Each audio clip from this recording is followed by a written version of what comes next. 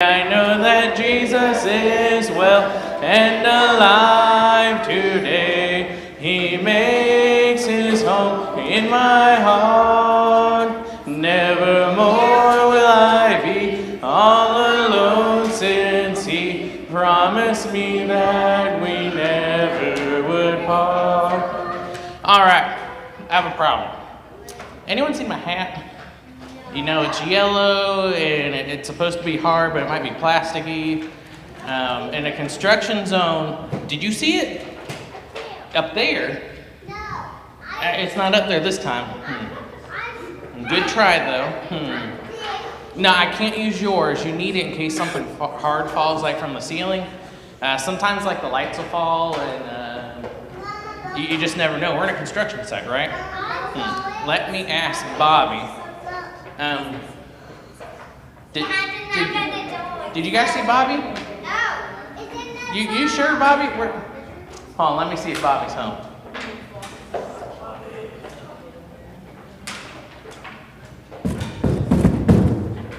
Bobby! Yes? Are you home? I am home. Bobby, have you seen my hat? I can't see you right now. I think I've lost it again. Like this is the fourth time of VBS. I've lost it 3 weeks now. Well, give me a second. I'm climbing up my stairs trying to get to you guys. Hold on. Let's wait for Bobby. No, I've made it. There we go. There's Bobby. All right. Hey, Bobby, there are lots of kids, and the front row of kids is really excited to see you. In fact, let's see what they have to say about Bobby. How do you feel about Bobby? She says hi. Hi. What do you think about Bobby? He says hi, hee. So our young kids are excited for Bobby. Let's see, Bobby. This is the fourth week of VBS, right? Yes. All right, so I think this weekend Bobby, I need you to refresh my memory, okay? I'm getting older. My memory is not as good as it has been in the past. I'm a little foggy today. It was really hot out. Are we doing something with God today? Yes. Ooh, we're doing something with God. Let's see. Bobby, are we knowing God? Did we already do that one? We already did that one. I think we already did that one. The first or second week we learned about Bobby, that. you're really quiet today. Shh. You gotta listen to Bobby. Is that better, Bobby? Yes. All right, that's a little better. So we're not knowing God. We already didn't know God. Did we do enjoy God? Yes. Yes, we did that one. Anyone remember what the other one was? Loving God, but we already did that. I have to do some investigating and figure that one out. There's knowing God, and we're enjoying God. But I think today, I got it. Today, we are singing Happy Birthday to Mr. Richard, right? It is, and I don't think it's his birthday. No, that's not right. Let's see. How about praising God? Does that sound right? Yes. Yes. All right. So today we're going to talk about praising God. And when you go through your story time, Miss Ramona's going to be down there again, and Mr. Rustin did fantastic last week.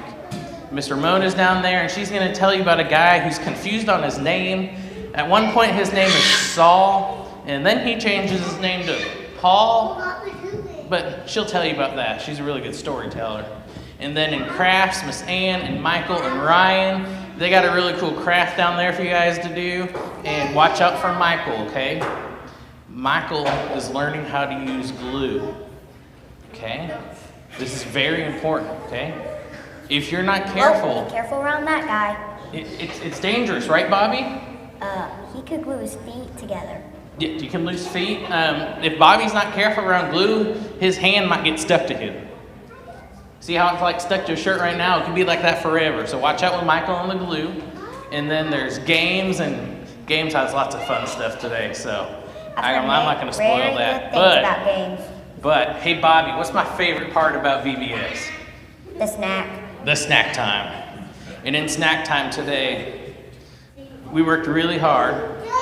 We went outside to the ground, and out on the ground, we made the ground really wet, and then we took a shovel, and Bobby and I worked really hard shoveling up some dirt, and we put that dirt in a cup, and every cup has some like worms or something in it, so I hope you enjoy that. We worked really hard outside. It was really hot. Colorful. It's what, Bobby? The worms were colorful, so be aware they could be poisonous. And they still might wiggle a little bit, okay? So we're about to go down, but what we're going to do is we're going to let our different leaders go down. So if you're leading a section, you need to go. That's your cue, Michael. Be careful with the glue. Yep, be careful All with right. glue. We're going to sing one song. And Bobby, I need your help for the song. Bobby, can you point to your ears?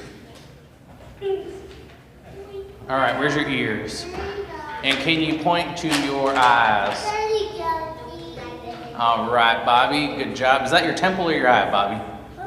There you go. And what about our mouth? Bobby, please excuse Bobby. Bobby's having trouble figuring out the difference between food and his fingers. And now, Bobby, I need you to point to your toes. Is there a problem, Bobby? They're all the way down there. Oh, okay. All right. So, we're going to sing a quick song. And I want you to repeat after me, okay? Just sing it with me. If you know it, great. If you don't, that's okay too. All right. Oh, be careful, little eyes, what you see. Oh, be careful, little eyes, what you see. For the Father up above is looking down above. So be careful, little eyes, what you see. Oh, be careful, little ears, what you hear. Oh, be careful, little ears, what you hear. For the Father up above is looking down in love. So be careful, little ears, what you hear. Oh, be careful, little mouth, what you say. Oh, be careful, little mouth, what you say. For the Father up above is looking down in love. So be careful, little mouth, what you say. So as you go to your groups today, remember the things that you say, remember the things that you hear, and remember the things that you see. So first off, we're going to send our little diggers down. And little diggers, you go to story time where Miss Ramona's waiting for you. Take them down. Thank you, sir. Everyone say bye to Bobby. Bobby's going to go take a nap. Well, it's been really hot today, so Bobby needs a rest before tonight. Well, I already took my nap today. I'm gonna go eat some dinner. Bye. All right, little diggers go to story time. Now, wrecking crew, I need the wrecking crew to stand up. Stand up, stand up. Wrecking crew, I want you to go down the doors and go down the right staircase so you don't run over the other group. And you're headed to crafts. Headed to crafts. Reed, you're with them, I think, right? All right. Next up, our excavator. Stand up. Excavator, stand up. Building builders, stand up. Excavator, sit down. Building builder, sit down. Y'all are great at listening. All right. Excavator, stand on up. And you are going to games.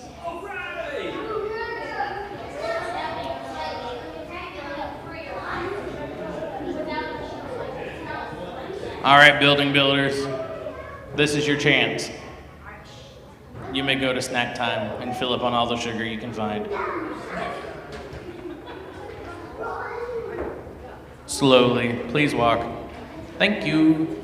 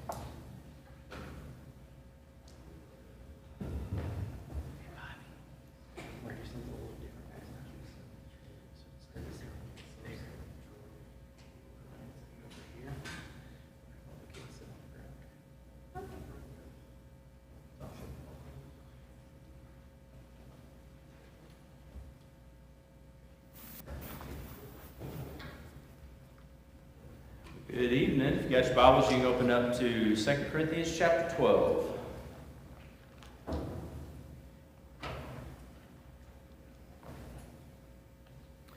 Paul here is going to continue on with some of this boasting that he's been talking about, boasting that he doesn't want to engage in and yet feels pressure to, or feels the need, not pressure, but feels the need to boast in some of who he is and what he's been about. Why is that? Why is he doing something that he doesn't necessarily want to do or think is a good thing? Because he's been criticized. Okay, being criticized. The Corinthians, those that he loves, that he cares about, have been given it credibility, these accusations, that he doesn't have all of these things that everybody else has. And so in order to be heard, in order to be able to reason with them, to have some legitimacy, he's going and he's engaging in this activity that the other false apostles have, and boasting over some of the things that God's been doing through him. And so I see this as another example of the be all things to all people. To the Jews, I'm going to be like the Jew, even though I'm not a Jew. To the Gentiles, I'm going to be like a Gentile, even though I'm not under the Gentile law. Here, I'm going to boast as these others are, just so that by any means necessary, I might win some for the cause of Christ. Okay, so we're going to read 2 Corinthians chapter 12. It says, I must go on boasting, though there is nothing to be gained by it. I will go on to visions and revelations of the Lord. I know a man in Christ who 14 years ago was caught up to the third heaven. Whether in the body or out of the body, I do not know. God knows. And I know that this man was caught up into paradise. Whether in the body or out of the body, I do not know. God knows.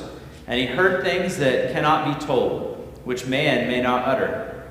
On behalf of this man, I will boast, but on my own behalf I will not boast, except of my weaknesses. Though if I should wish to boast, I would not be a fool, for I would be speaking the truth. But I refrain from it, so that no one may think more of me than he sees in me or hears from me. So, to keep me from becoming conceited because of the surpassing greatness of the revelations, a thorn was given to me in the flesh, a messenger of Satan to harass me, to keep me from becoming conceited. 3 times I pleaded with the Lord about this, that it should leave me. But he said to me, my grace is sufficient for you. My power is made perfect in weakness. Therefore I will boast all the more gladly of my weaknesses, so that the power of Christ may rest upon me. For the sake of Christ, then, I am content with weaknesses, insults, hardships, persecutions, and calamities. For when I am weak, then I am strong. I have been a fool. You forced me to it, for I ought to have been commended by you. But I was not at all inferior to these super apostles, even though I am nothing. The signs of a true apostle were performed among you with utmost patience, with signs and wonders and mighty works. For in what were you less favored than the rest of the churches, except that I myself did not burden you? Forgive me this wrong. Here for the 3rd time I am ready to come to you, and I will not be a burden, for I seek not what is yours, but you. For children are not obligated to save up for their parents, but parents for their children. I will most gladly spend and be spent for your souls. If I love you more, am I to be loved less? But granting that I myself did not burden you,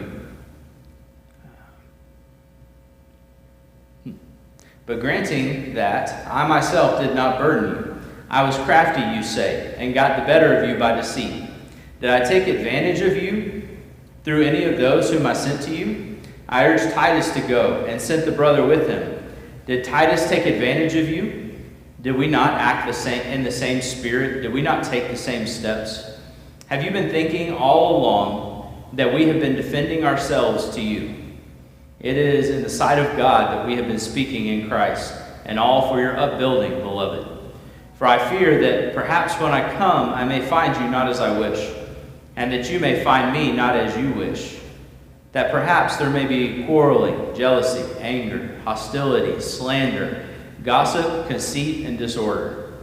I fear that when I come again, my God may humble me before you, and I may have to mourn over many of those who sinned earlier and have not repented of the impurity. sexual immorality, and sensuality that they had practiced. So, Paul starts off, as we said, by saying, I'm going to have to keep on boasting. I'm going to have to go there again, even though there's nothing to be gained by boasting. Now, of course, he could gain their respect, he could gain their ear, but spiritually speaking, I believe is what he's saying here, there is no benefit, there is no gain to him boasting at all, because what are we? I mean, earlier on, he's already talked about how we are just these clay pots, that we are filled with the glory of God, but what are we? How is the clay pot going to boast about what is inside of it, thinking that makes it greater? Its contents may be greater, it may be valuable, but that doesn't mean that the pot is greater. And so he starts off, though, with this boasting, talking about these 6 visions that he's received.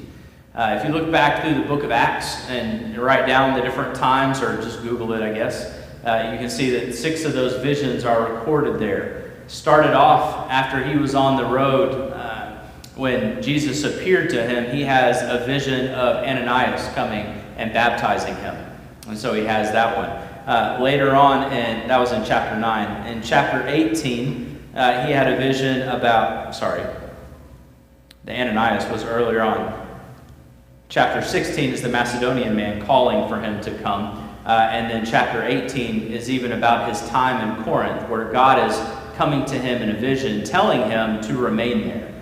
Because if you remember in Acts, it talks about how he thought he was just going to pass through Corinth, and then God shows up in this vision and tells him he needs to stay. He ends up staying for a year and a half with this church that's there. And so as he's describing this vision here in chapter 12, it really could be any number of these. There's nothing that really delineates one from the other in what he describes here. But it's sometime in between when he was over in Tarshish, spending his time there, learning, preparing for his ministry, and later on when he began his missionary journeys. He talks about the third heaven and paradise, not meaning that those are 2 separate visions at all, because those are the same places. First heaven is earth with its atmosphere. Second heaven, when it's described, is the firmaments, all of the planets and stars that are there. And the third heaven is God's dwelling, as you read through. In verse 2, Paul's reluctance to boast causes him to refer to himself in the third person. In this man I will boast, but in myself I will not. I know a man who this happened to. When I was younger, I didn't really pay attention to this at all, and I just assumed he was talking about John, John the Revelator. That had somehow already happened, but as you study through and look at context here, he's trying to get at the ear of the Corinthians. He's trying to get them to pay attention to him, to understand who he is. They should have already been honoring him based off of all that he did, but they're not, and so now he's entering into this boasting so they will hear him. So what does boasting about John or somebody else's visions really do for him? Nothing at all. Okay, so he is this man, referring to himself there in the third person. But he's also talking about how this thorn has been given him so that he wouldn't become conceited. Verses 2 and 3, he was caught up into paradise, whether in the body or out of the body, I do not know. Feel like I would probably be in the same boat with Paul. It was just so amazing, the thing that happened, that he wasn't really sure what was going on. Was I really there or was I not? All I know is I had this vision and it felt like I was there. Now, only God knows what actually happened during this time. It wasn't important, though, whether I physically went there or whether it was a vision. What's important is that I had this vision, that I was given this vision, this revelation, proving to the Corinthians, God is at work in me. I'm actually more valid, but just as valid as these other false apostles that you're looking up to. Verse 4, we learn that the words there were for him alone. He wasn't able to repeat them. So we're not finding out anything more about this vision other than what he's already said, what was revealed to him, because he was told he wasn't allowed to repeat it. Verse 5, still dealing with this desire not to boast, not of the man anyway. He's saying, of this man I will boast, but of myself I will not. And just once again pointing out that it's because what's the value of the boast? Why would I want to puff myself up or try to get you to think better of me when I'm not any better than you are, Corinthians? When it comes to who I am, I'm not special because Paul is special. He is special because of what God has already done to him, because of the task God has given him, the calling that he's received, the fact that he's an apostle. Not because his talents are any better.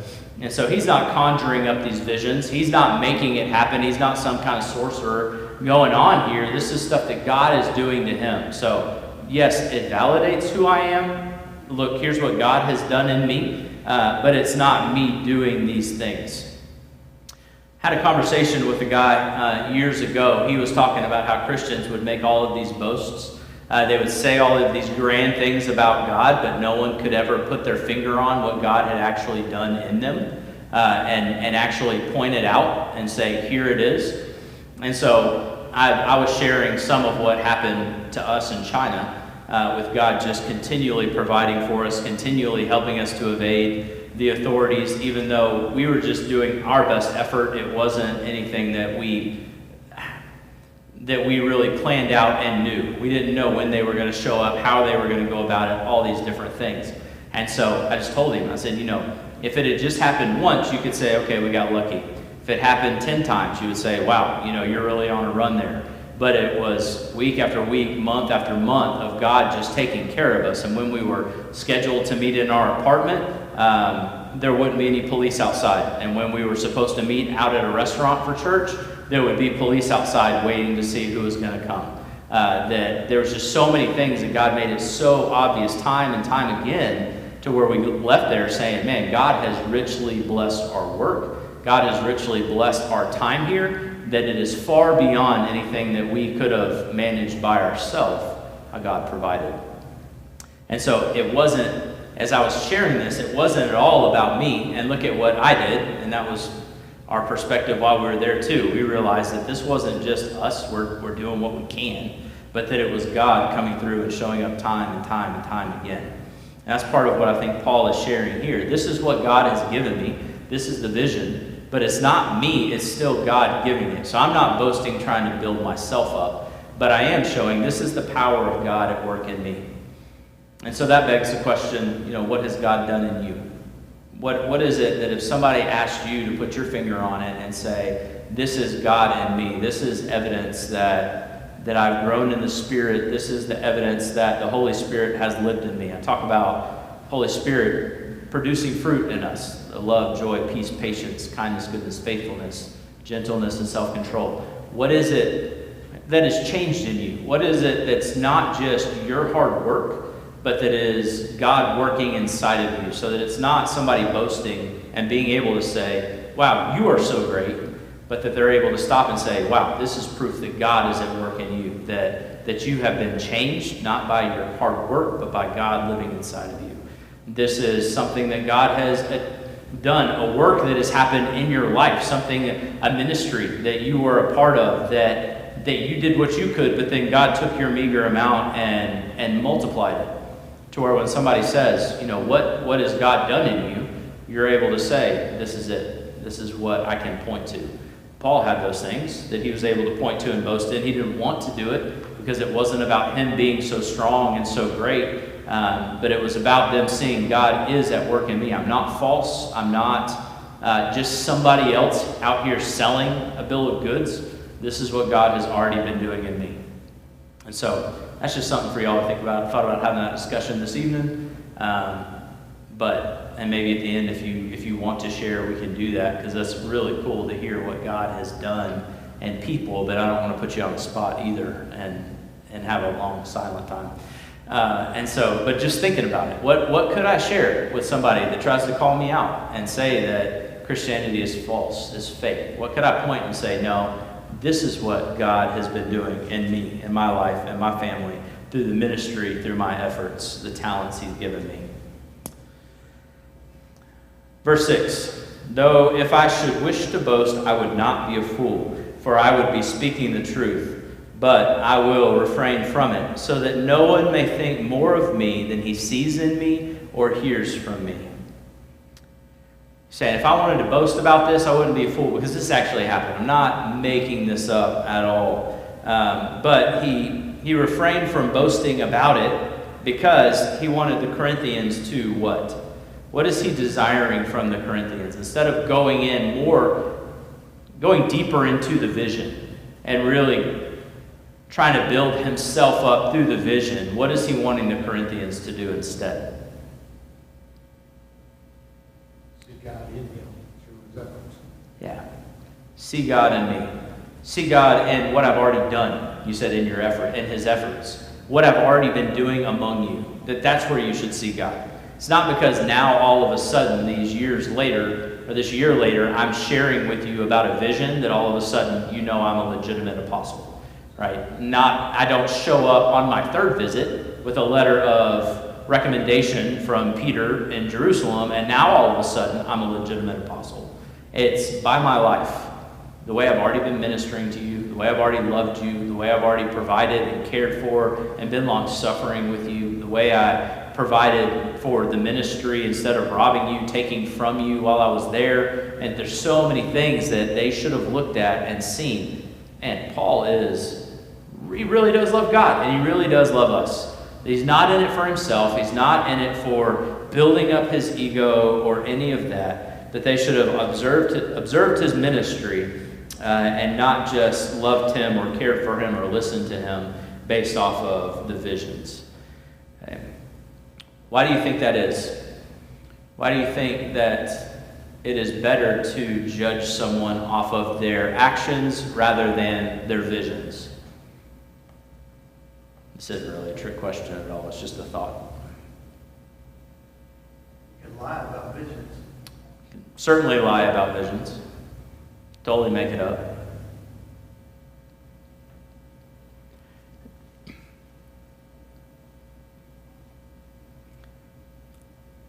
You lie about it. The other thing I thought was, just because you have a vision doesn't mean it changes you.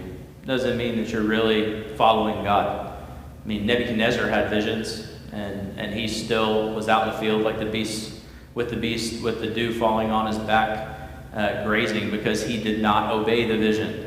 Balaam with his donkey, right? I mean, God came to him and gave him the word of the Lord over and over and over again. You will not curse Israel. And yet he still was tempted by the king to, come on, just come on up here to this other high place and overlook Israel. And maybe then you'll want to curse them. You'll see how bad they are or whatever. Maybe your mind will change. And so even though someone has had a vision, it doesn't mean that they are then following God. It's the life, it's the change that comes about in someone that proves whether or not they're following God. Verse 7, so to keep me from being conceited because of the surpassing greatness of the revelations. So he's been getting greater and greater, surpassing greatness of the revelations. A thorn was given to me in the flesh, a messenger of Satan to harass me, to keep me from becoming conceited. What do you think that thorn was? A lot of discussion about this out there, ideas, but I don't think anybody knows for sure. I'll just put that out there for you. What I've heard over and over is he had a vision problem of sight or something, whether he's nearsighted or maybe he had cataracts or something with his vision. And that's kind of evident from the progression of his letters as they're later and later. It goes from him writing them himself to him dictating to someone else and only being able to sign it and saying, I'm writing this in my own hand, like pointing out this is actually me at this point. And so it could be that his vision was going, and no wonder that would be a thorn in the flesh if you're out there trying to travel around and minister to all these different places, to these different people, and you can't see. That would be very difficult, something that you would want taken away.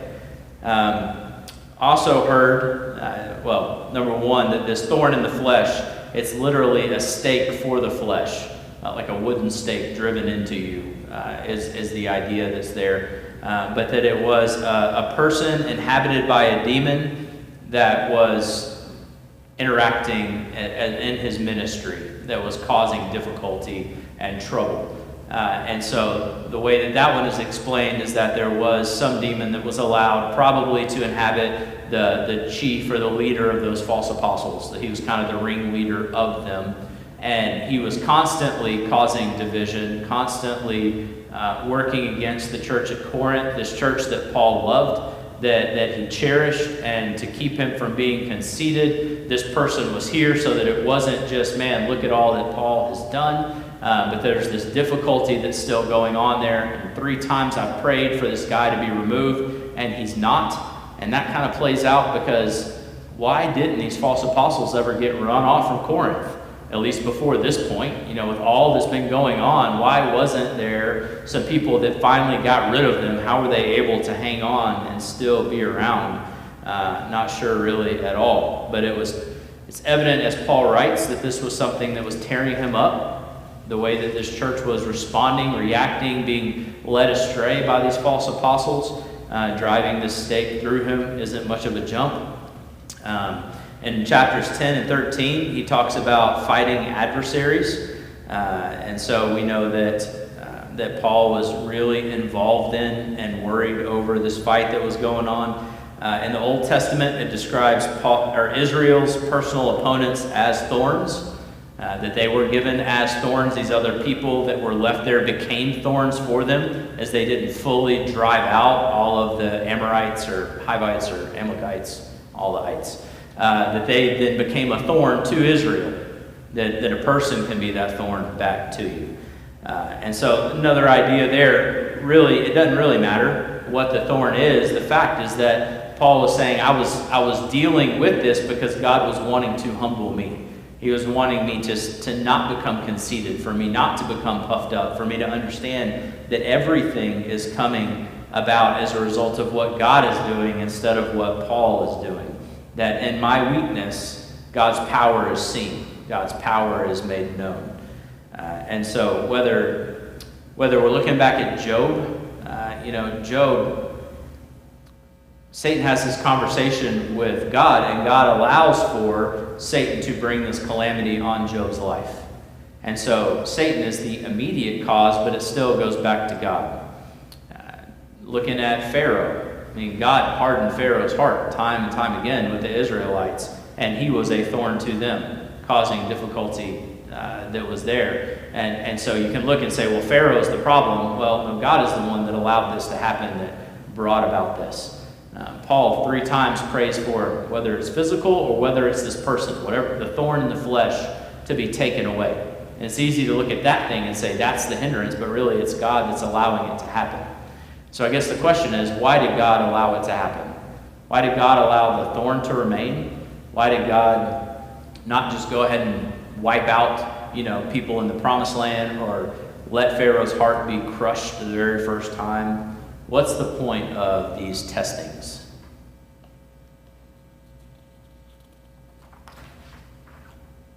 I don't think we're sitting here because we think the answer is because God likes to mistreat us.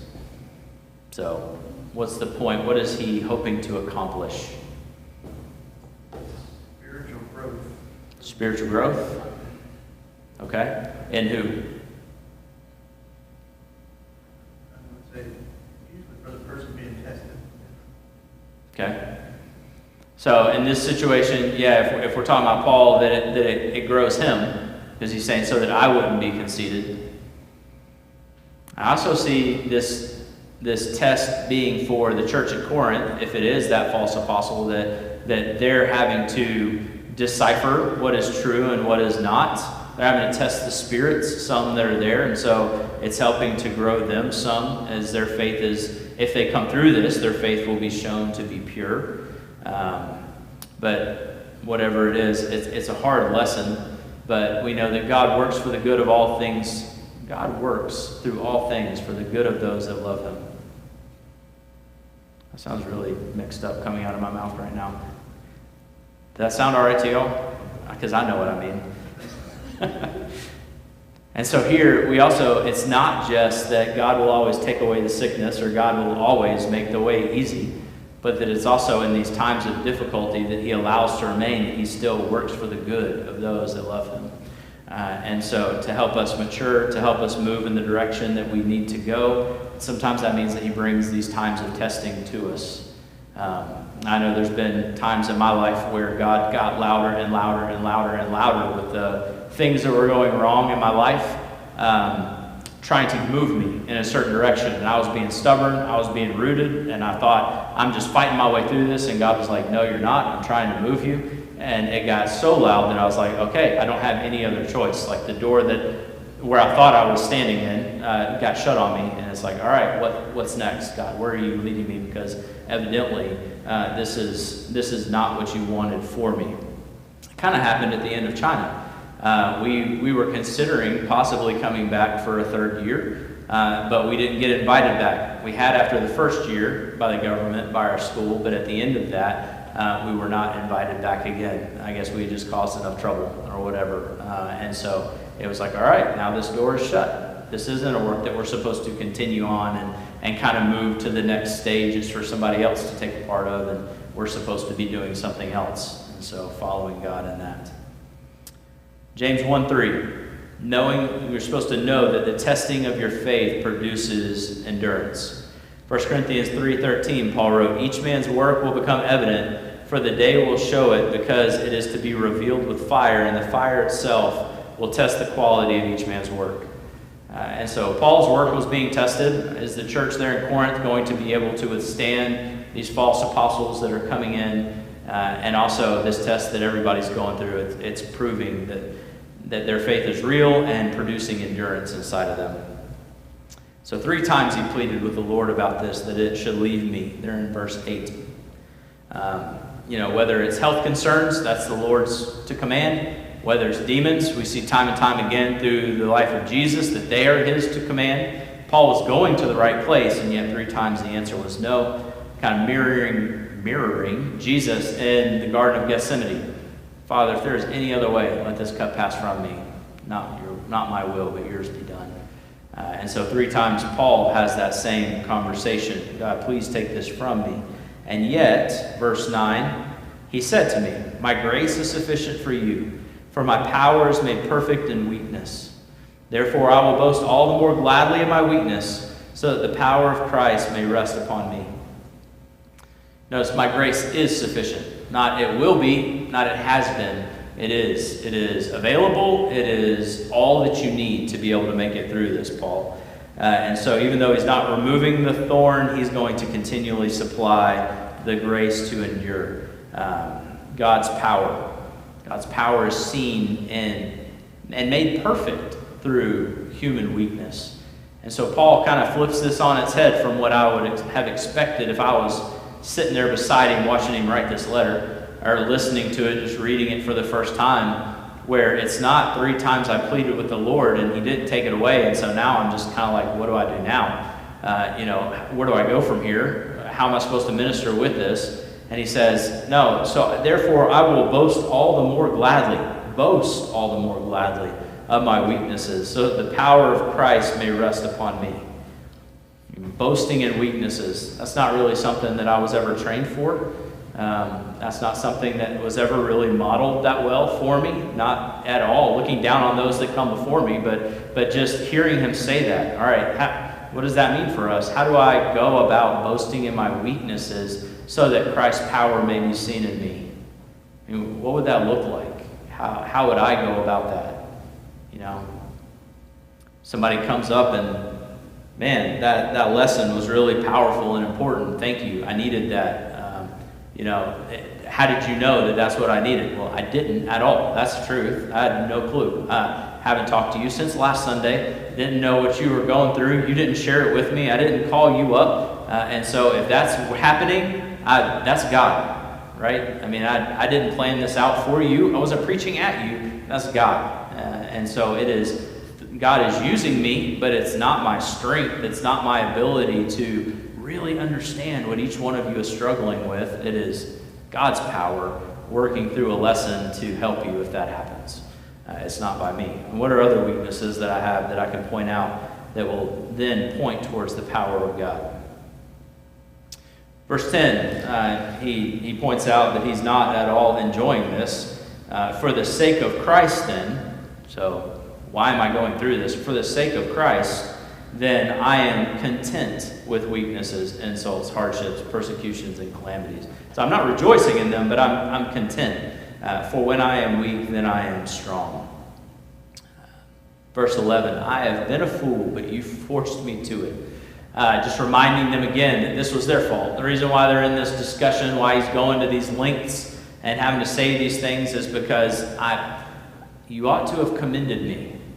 You ought to have been telling other people about me instead of listening to what these false apostles say about me. And so that's also just kind of making me think of, what are we going to be remembered by? Saw somebody posted, I've seen it a few times, but there was a little meme that was at a funeral and all the flowers were around the casket and there were some people up there talking and it said, all the things that are said at a funeral really are things that should have been said before the person passed away, is the idea of it. We just had Junior Landis's celebration of life and had one of his best friends, Jim Fisher. They've been friends for, I think he said 51 years, however long, a long time. Longer than any friendship I have, by far. And he's up here and he's telling all of these stories and these things that I knew about Junior, some of them, but I didn't know all of it. I didn't know he was involved with Habitat for Humanity at all. I didn't know that if there was a water heater or if there was a plumbing problem, all Jim had to do was call up and say, hey, this person's having this problem, and Junior say, let's go. And they go, I didn't know that. And so if somebody else had told me that about Junior, I'd be like, really? But now I've got his friend up here telling these stories about it, and it's like, okay, like I see his life through these stories, through these friendships, through these memories that are there. And so, what would people stand up and say about me? He was punctual to work, or, he always had the lesson ready, the PowerPoint. It was very legible. Or what is my life teaching? What is my focus? What is my priority? What am I teaching my kids through the way I handle myself? I mean, I know that there's other things that are there for sure, but what are people going to remember me by? Corinthians should have been remembering Paul for his love and his work that was there, but that just flew out of their mind. And they're only listening to what other people are selling them on right there. Verse 12, not only can you tell my heart, the signs of a true apostle were performed among you with utmost patience, with signs and wonders and mighty works. That's why I wrote that. Not only can you tell that I'm a true Christian, that I'm a true apostle by my heart, by the way that I work, but also these signs were performed among you. Signs that prove that I am a true apostle. And so signs, wonders, mighty works, just proving who Paul is, that they've completely wiped to the side and just ignoring. And so making sure that whenever I'm questioning someone or thinking about them, that I'm considering their life's work, what they've already done, the way they've already been serving, what their heart has already proven to me, instead of just judging them off of this one instance or this one accusation. And that can be really hard at times, especially if it's a big accusation. But taking time to say, all right, I do know this person. I've seen what they've done. I've seen the way that they've been involved. And man, I really need to give them the benefit of the doubt instead of assuming that this must be true about them. Verse 13. For in what were you less favored than the rest of the churches, except that I myself did not burden you? Forgive me this wrong.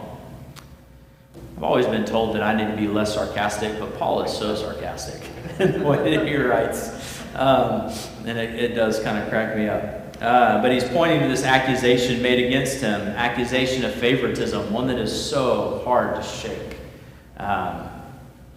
I've experienced this before, where somebody just assumes or comes to the conclusion that you have favorites.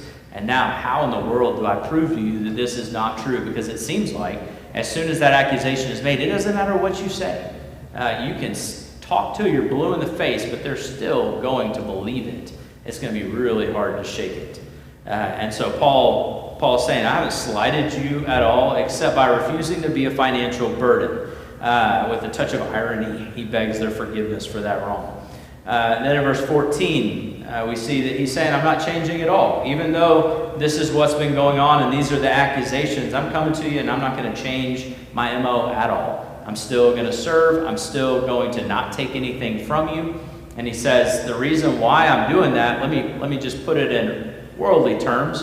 It's because when children are young, it is not their job to provide for the parent. It's the parent's job to provide for the young children. And so in the church, he's seeing it the same way. I am here planting. I am the parent.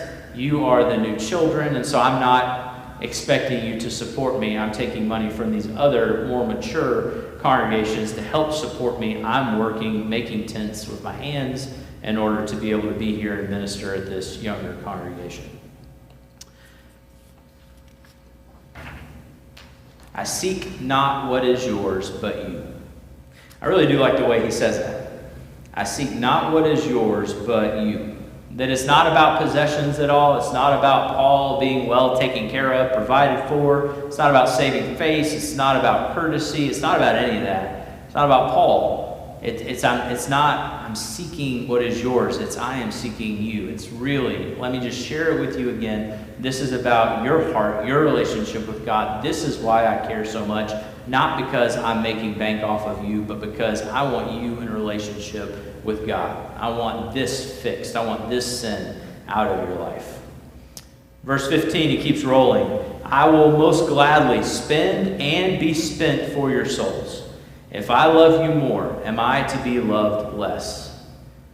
I mean, far from seeking to receive from the Corinthians, he's saying, I am willing to spend all I have, and I'm even willing to spend myself, sacrificing my own life, if it takes it, in order to come and to be able to help you.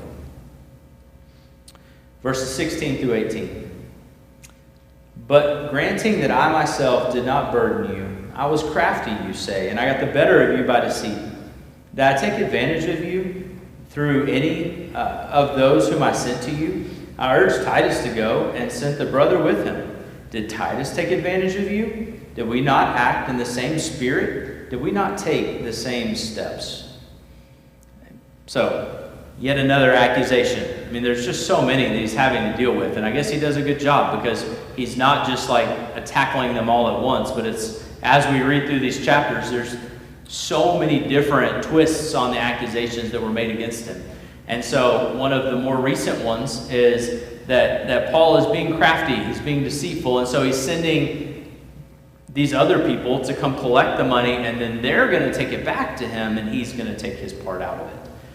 And so, not only is this a slight against Paul, but it's also now a slight against those that he loves, that are ministering alongside of him. It's not just me personally, now it's these other innocent parties that you're bringing into it together. And so just wants to point out again, not only did I send Titus to go, but I also sent this other brother as well, so that they could take the collection to Jerusalem.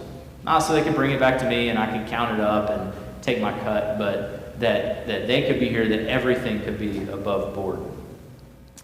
So dealing with that, and then there's this big shift that goes on in 19. Have you been thinking all along that we have been defending ourselves to you? It is in the sight of God that we have been speaking in Christ, and all for your upbuilding, beloved. What are you hearing saying there?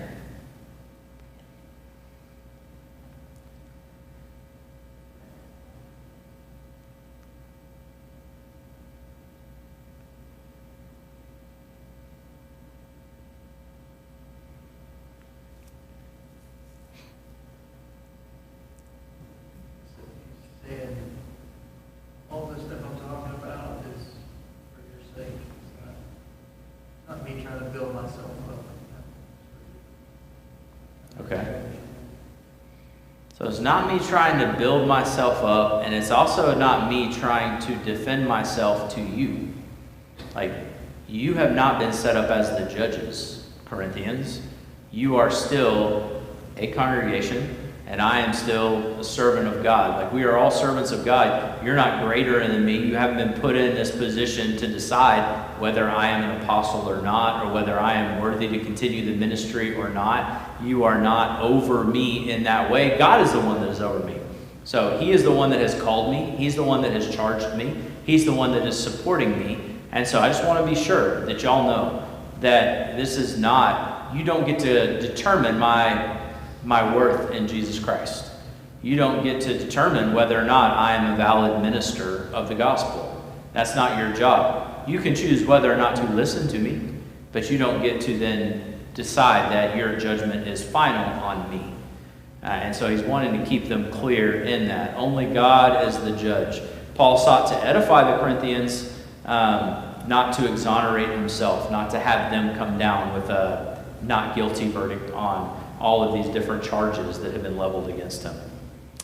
Verse 21, he really takes a turn even farther from, not only are you not my judges, but I'm about to come as the judge, as the one who is going to decide whether or not you've been pleasing to God. I mean, you remember Jesus told his apostles, the things that you bind on earth will be bound in heaven, and what you loose on earth will be loosed in heaven. And so Paul is going to come in, and he's saying, I'm afraid I'm going to find you not as I want, and you're going to find me not as you want. You want me to come kind and loving and like I was before, but if I come and I find that you are still sinful, you're going to find me ready to deal with this church discipline, ready to get rid of the cancer, ready to deal with this sin that's still there running rampant among you. And so he's going to deal with their spiritual condition on this third visit when he comes. And so once again, just pointing to the importance of our brothers and sisters making sure that we are all seeking the Lord's face together, that we're not just focused on our own holiness and ignoring other people's sin, that it's first take the plank out of your own eye so that you can see clearly then to take the speck out of your brother's eye. And so I am teaching, I am admonishing, I am seeing a brother that is stuck in sin, and so I'm going to them one-on-one and I'm pleading with them, trying to restore them. I'm going to them in love, and if they don't listen, then I'm taking 2 or 3 witnesses to try to restore that brother or sister. Like that it's all about us growing up into the head, which is Christ Jesus. Not all of us just meeting together, not all of us growing a large congregation, but that there's an importance in this spiritual purity, that it's something that we are striving for, that it's something that we are continuing to race in together. Doesn't mean that we're going to be perfect, but we're seeking that. We're seeking our best. We're seeking to do the very best we can, and encouraging those that are alongside of us to do that as well. That's one of the things that I really liked. I don't know if y'all been watching the Olympics much. I pick it up here and there as I can, but I really like whenever there's like 2 training partners that end up in the same event together, and to see the way that they interact and help one another. And so in whatever it was the 15-minute race, so many laps that Katie Ledecky won. Her training buddy, the other American, was in the lane next to her. And like the very first thing that she did after the race, even though she finished so much before everybody else, she was waiting to celebrate with his partner, or with her partner. There was another swimming race where there was like 2 teammates from Virginia or something like that. They were on the swim team there, and then they'd come and swam. And it was all about encouraging one another, building one another up, that I'm seeking gold, but man, I'm wanting the best for you as well. And so I'm trying to help you in every way that I can, encouraging you, building you up, making sure that you're on the right regimen that you need to be on. And so just thinking about how we do that as Christians for one another, that it takes conversations for sure. Like we have to be talking with one another in order to know what's going on in one another's life, and then also to have the standing to be able to have those conversations. Because if we're not already friends, if we're not already family, if we're not already, in that relationship, then coming and talking about sin that's in your life, it's hard for that to be done in love and care. If you haven't cared about me in the common everyday things, now you're caring about that, like it's a lot more difficult. And so thinking about how we grow together, how we fellowship with one another, how we make sure that we're being the body, so that those conversations are more like whenever I lose my temper with the kids and Mandy says, "You really messed up there." I know she doesn't hate me. She's not mad at me. She's wanting to help me, right? To realize what I did wrong, to apologize in the ways that I need to apologize, and to do better next time, to not let that be the status quo. And I recognize that it's out of love that she does it, and that she's right. And so I try to change. But it's only because of that relationship. if somebody else came in and told me that, I'd have a whole lot of other thoughts that came before.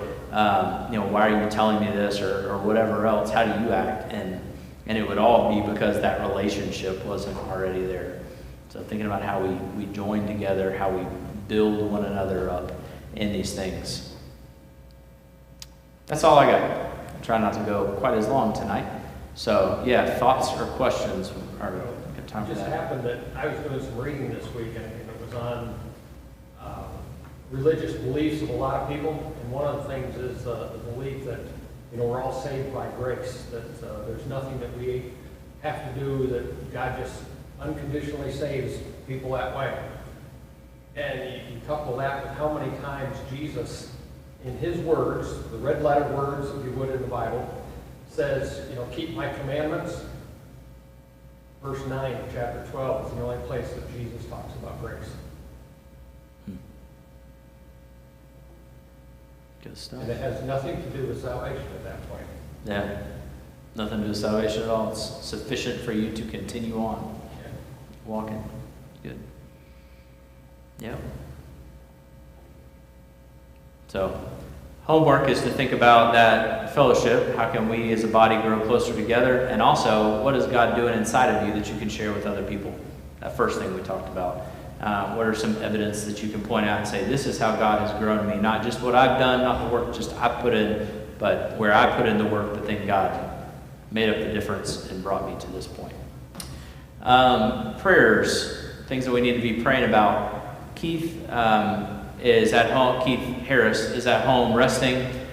He ended up, after having one test, ended up having an endoscopy, and they found some ulcers that they think were the cause of some of his blood loss. And so he's at home just going through treatments that they've lined up for him. He's having to rest a good bit. He's really weak. I think they took his level of blood loss up to 3 units. And so he was just feeling really weak from all of that. So keep praying for him as he recovers through all of that. Beverly Heitch is wearing a heart monitor for 3 days. She had her echocardiogram, EKG, and they still wanted her to wear this monitor for 3 days. So that's what she's waiting on. And so it's really hard to get into a cardiologist. So I hope she already has one, or maybe that she's looking for one. I feel like she has to have one to have those tests run, but anyway, that's where she's at. And then today, I forgot to send this out to the elders, but Liz Swallows thought that she might have had a heart attack. And so they called the ambulance. They were up at Holston Valley around lunchtime. Spent some time up there with them. That place is slammed right now. That is not where you want to end up. So they were taking her back to x-rays or to blood work or whatever else, and then back out to the waiting room over and over again because there was no bed in the end. But she was doing a lot better while I was there, to the point where Lynn was telling us we needed to stop cutting up so much because they would probably put us lower on the list of those to be helped, because it looked like she was doing a lot better. But kids were coming into town to help take care of them and all that. But just keep Liz in your prayers. Hoping to finally get some answers. She's been dealing with heart stuff for a long time. Her cardiologist says that she is the odd case. Can't figure out what's going on. So hoping that since it happened today, they were able to get to the hospital, maybe they'll finally get some answers. So on that. Anything else we need to be praying about? Is there anything about Bill Beard? Bill? No, I haven't talked to him in the last 2 weeks really. I need to give him a call. I know he was up walking with a walker still, but that he was able to move around, so that's a blessing. All right, let's close in a prayer. Dear Heavenly Father, we are thankful for you and the ways that you bless us. God, be with us this evening as we go out. Help us to travel home safely, but to also just have your word continuing to work in our heart and in our mind. For us to be thinking about the ways that we as your people can grow closer together so that we can help one another grow up to be more and more like you, to be holy as you are holy, to be striving towards that each and every day, even though time and time again we know we're going to mess up. You know that we're going to mess up. We're thankful for your grace that is sufficient for us on that journey, on that continual trying and working towards all the things that you've called us to be as your people, as your ambassadors. and the fact that you still love us through that whole journey. God, help us as we think about the work that you're doing inside of us and through us. That it's not things that build us up and cause us to be prideful, but things that we can point and show others that really and truly is your power working in and through us, so that we can point to you and so that others can know that you're real, and that these things that we've been talking about, these things that we've been praying for, these things that we've been working towards, that you've been right there alongside us every step of the way, making up the difference, your grace bringing us along, and your power making it all possible. God, I ask that you be with those that are sick, those that are hurting, those that have needs and things that are going on that we don't even know about because they haven't been shared, but that you just work in those lives to heal, to strengthen, that you continue to be with Keith and with Liz and with Beverly, as all three of them are trying to get answers and heal and work through the ordeal that they've been through. I thank you for our teachers, and be with our students as all of them are getting ready to go back to school next week. It's in your Son's name that we pray. Amen. Thank you.